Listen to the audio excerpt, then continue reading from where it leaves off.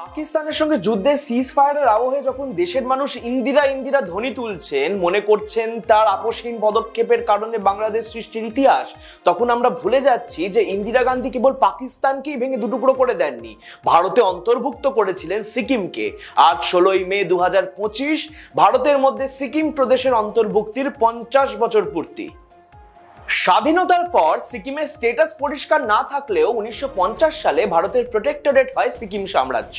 এরপর 1974 সালে সিকিমের চোগিয়াল বা রাজা একটি নির্বাচন করান, যাতে 97% মানুষ ভারতে যোগ দেওয়ার জন্য ভোট দেন, এবং 1975 সালের 15ই মে রাষ্ট্রপতি ফখরুদ্দিন আলী আহমেদ সাংবিধানিক সংশোধনে সই করার পর 16ই মে অর্থাৎ আজকের দিনে ভারতের 22তম রাজ্য হিসেবে আত্মপ্রকাশ করে সিকিম।